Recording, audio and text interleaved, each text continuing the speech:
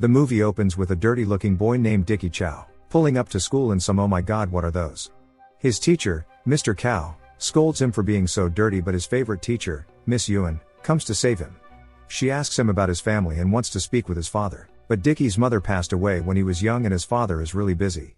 Later in class the kids all talk about what they want to be when they grow up. One kid wants to be a rich businessman, but when it's Dicky's turn, he says he doesn't want anything as his father tells him that just being honest is good enough.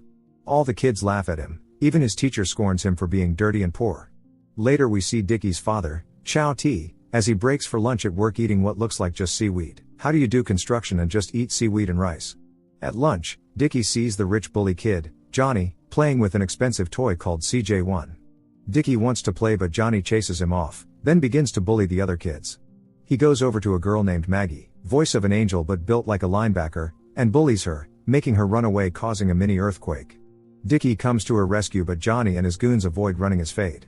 Later, Dicky is on punishment for wearing another pair of "Help Me I'm Poor" when he is joined by Maggie. Maggie got punished on purpose though because she wanted to be close to Dicky, having a crush on him. More like wants to crush him. At work, Chow T is struggling to move a wheelbarrow with his seaweed and rice body, and his boss tells him to get lost. Chow T begs the boss for his job because he wants to buy an electric fan.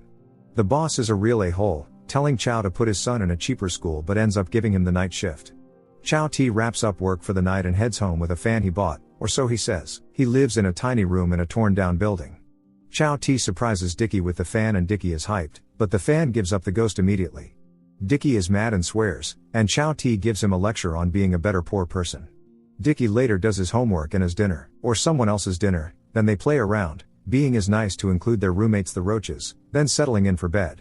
The next day, father and son sit by the roadside watching cartoons on a store TV, when a news comes on about a UFO sighting. One man swears he caught it on picture, but you ain't fooling anyone buddy, we see through your tricks. Chow T then realizes that Dicky is missing and goes to find him in a toy store playing with a CJ1 robot. Dicky begs Chow T for the robot and refuses to put it down, so Chow T starts whopping his butt. Good thing he's not in America. Dicky runs off and Chow T finds him crying to Miss Ewan about his bum dad. Miss Ewan introduces herself to Chow T and wants to do a home visit. No, you don't want to do that, lady. Later that night, Chow T goes shopping at the nearby dump, and finds Dicky some "What Are Those" version 2.0. Behind him, a strange machine begins to move, causing a television nearby to come on. Chow T then somehow does not see the large spaceship rise from the trash and fly away. He looks around confused afterwards, and sees a green object where the spaceship was. He brings it home, telling Dicky that he has something way better than CJ1, calling it CJ7. Dicky is still mad at him, so Chow T leaves it hanging in the window. Dicky is amazed at the green ball and brings it to show his crush Fanny. Fanny is not impressed and leaves, when Johnny and the ops show up. Johnny calls his ball trash and calls his dad a bum, so Dicky decides to run his fade. Johnny calls for backup and a kid built like a sumo world champion shows up, and sends Dicky flying before collecting his payment, a true hitman.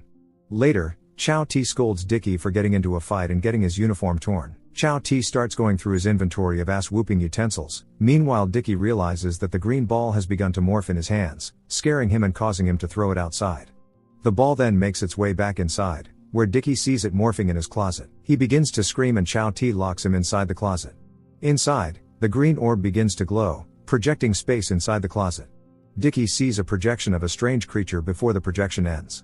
The green orb has now turned into a strange alien creature with a furry head. Chow T leaves for work and Dicky begins petting the creature that behaves like a dog and he names it CJ7. The two dance and play and Dicky realizes that CJ7 has strange powers, able to turn rotting fruit fresh.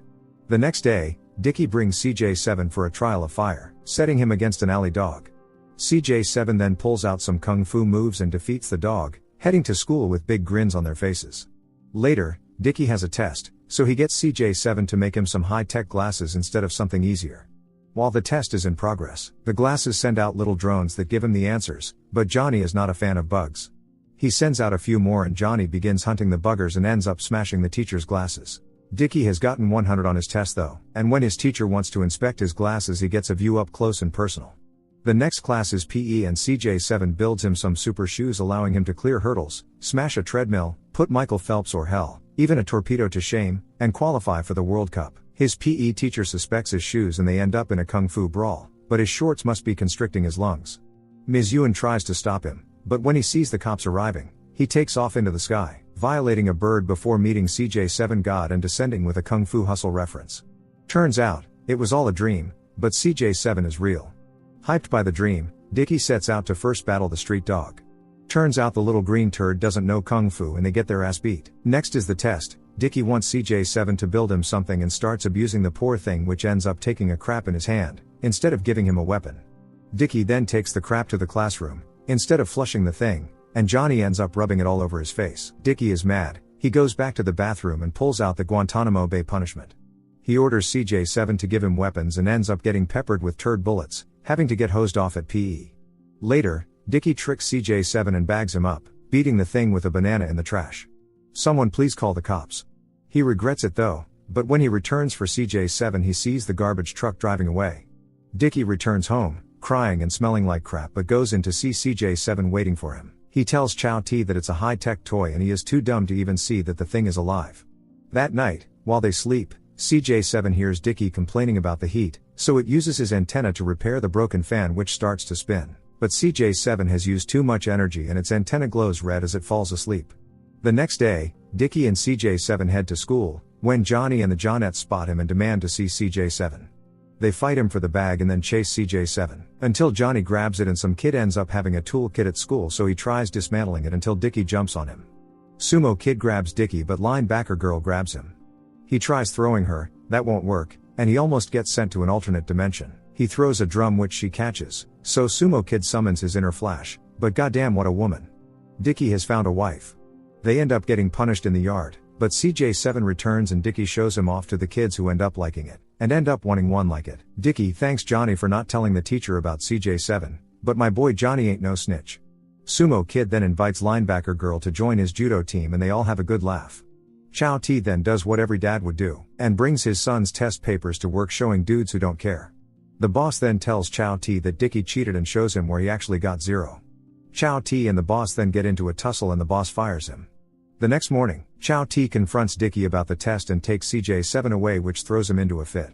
Chow T tells him that he'll get it back if he even gets a 60, so Dicky is determined to make the grade. Chow T then stops by the school and speaks with Ms. Yuen, who offers to help Dicky with his studies, to which he is very thankful. Chow T goes back to beg for his job and the boss ends up apologizing and giving him some cash, sending him back to work. While Chow T is at work, an accident happens which ends up seeing him hanging from the top of the building. He ends up losing his grip and falling.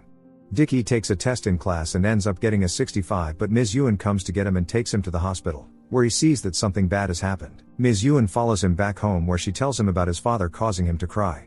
Dicky pushes her out, refusing to hear the bad news and crying himself to sleep.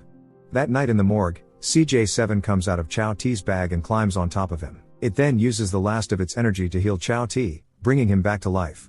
The next morning, Dicky wakes up with Chow T snoring beside him and gives him a big hug.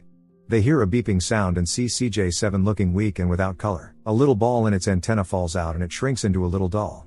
Chow T tries to help, but he's just an idiot with the IQ of a rock. Dicky sits waiting for CJ7 to reappear but decides to hit the books instead to improve on his grades. Later we learn that Sumo Kid likes linebacker, who likes CJ, who likes Fanny, but the high value man always wins. Listen to some Andrew Tate kid. Chow T has a crush on Ms. Yuen, but doesn't stand a chance in hell.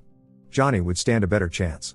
Later, Dicky wishes for CJ7 to reappear and ends up seeing the spaceship land in the distance, which does look like the guy's hat. In the distance, we see an army of CJ7s of different colors and patterns running towards him. Remember to subscribe and turn on notifications, so you can watch more movies like this. Thanks for watching.